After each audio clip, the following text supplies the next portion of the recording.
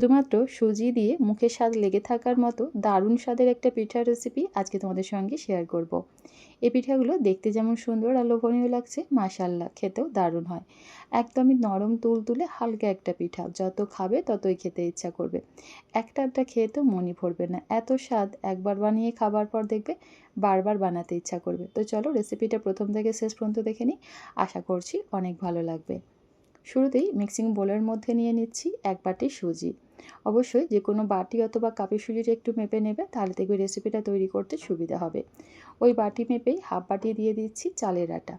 আমি এখানে শুকনো চালের গুঁড়াটা নিয়েছি, তোমরা চাইলে ভেজা চালের গুঁড়া দিয়েও এই রেসিপিটা বানাতে পারবে। সেই সাথে মিষ্টির জন্য দিয়ে দিলাম 2 চা চামচ পরিমাণ চিনি আর স্বাদ মতো নুন। আর দিয়ে দিব 1 চা চামচ পরিমাণ ইস্ট, যে কোনো মুদিখানা দোকানে খুব সহজেই কিনতে পেয়ে যাবে। এবার এই শুকনো উপকরণগুলো নাড়াচাড়া করে একটু মিশিয়ে নিচ্ছি। সুজির এই পিঠাটা হালকা একটু মিষ্টি হলে খেতে বেশ ভালো লাগে, তবে কেউ চাইলে এখানে চিনিটা স্কিপ করতে পারো, চিনি ছাড়াও এই পিঠাটা বানাতে পারবে। সমস্ত কিছু উপকরণ ভালোভাবে একটু মিশিয়ে নেবার পর দিয়ে দিচ্ছি ওই বাটি মেপেই 2 বাটি পরিমাণ উষ্ণ গরম পানি। আর অবশ্যই এখানে উষ্ণ গরম পানিটাই ব্যবহার করতে হবে, এতে করে পিঠাগুলো একদম নরম তুলতুলে হবে আর অল্প সময়ের মধ্যে ইস্টটাও ভালোভাবে অ্যাক্টিভ হবে। তো 2 বাটি পরিমাণ উষ্ণ গরম পানি দিয়ে হ্যান্ড উইশের সাহায্যে সমস্ত কিছু খুব ভালোভাবে একটু নাড়াচাড়া করে মিশিয়ে নিচ্ছি। এখন দেখো সুজির এই ব্যাটারটা অনেকটা পাতলা মনে হলো, যখন 10 মিনিটের মতো রেস্টে রাখবো দেখবে সুজি খুব ভালোভাবে নরম হয়ে যাবে, সেই সাথে ব্যাটারটা আগের তুলনায় বেশ কিছুটা ঘন হয়ে যাবে। তো দেখো ঠিক 10 মিনিটের মতো ব্যাটারটা রেস্টে রেখেছিলাম। এবার এই মিশ্রণটা ব্লেন্ড করার জন্য মিক্সিং জারের মধ্যে নিয়ে নিচ্ছি। আর সুজির এই পিঠা তৈরি করার জন্য অবশ্যই ব্যাটারটা আমাদের খুব ভালোভাবে ব্লেন্ড করে নিতে হবে, যেন এই মিশ্রণের মধ্যে সুজির কোনো রকম দানাভাব না থাকে। একদম স্মুথ আর মসৃণ করে ব্যাটারটাকে তৈরি করে নিতে হবে। তো দেখো সুজি খুব ভালোভাবে ব্লেন্ড করে নিয়েছি। এবার এই মিশ্রণটা একটা মিক্সিং বোলের মধ্যে নিয়ে নিলাম। এখানে ব্যাটারটা আমার একটু ঘন মনে হচ্ছে, তাই আরও হাফ বাটি পরিমাণ পানি অ্যাড করলাম। এবার একটা হ্যান্ড উইশের সাহায্যে ব্যাটারটা খুব ভালোভাবে একটু ফেটিয়ে নিচ্ছি। শুধুমাত্র সুজি দিয়ে যে এত সুন্দর সুস্বাদু পিঠা তৈরি করা যায়, রেসিপিটা না দেখলে বিশ্বাসই হবে না।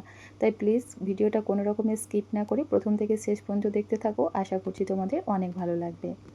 এই পর্যায়ে পিঠার টেস্ট আরও কিছুটা বাড়ানোর জন্য দিয়ে দিলাম 3 চা চামচ পরিমাণ ফ্রেশ নারকেল কোড়া। সবশেষে পিঠার এই ব্যাটারের মধ্যে দিয়ে দিব হাফ চা চামচ পরিমাণ বেকিং পাউডার।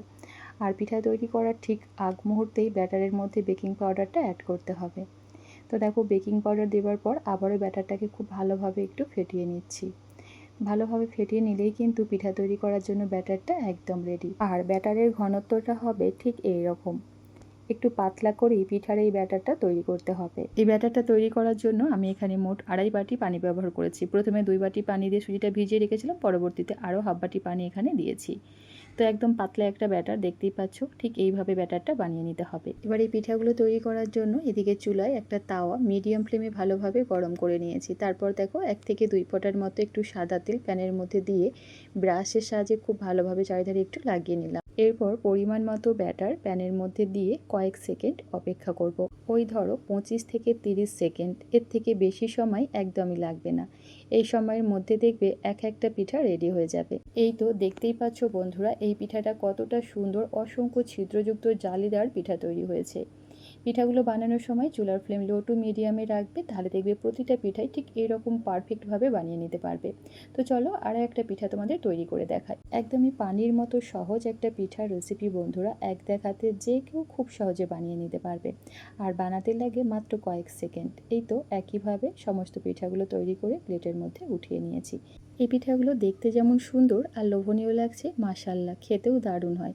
একদম তুলার মতো তুলতুলে নরম হালকা একটা পিঠা, যত খাবে ততই খেতে ইচ্ছা করবে, একটা দুটোতে কারোর মনই ভরবে না। এই পিঠা খাবার জন্য শীতকাল লাগে না, হুটহাট পিঠা খেতে ইচ্ছা করলে অল্প সময়ে ঝটপট বানিয়ে যে কোনো কিছুর সঙ্গেই পরিবেশন করতে পারো, খেতে জাস্ট অসাধারণ লাগে। তেল ছাড়াই তৈরি সুজির এই পিঠাগুলো যেমনি হেলদি তেমনি টেস্টি। এই পিঠার এতই স্বাদ, একবার খেলে বারবার বানাতে বাধ্য হবে, অনেক বেশি মজার হয়। অবশ্যই রেসিপিটা ট্রাই করো, আশা করছি তোমাদের ভীষণ ভালো লাগবে।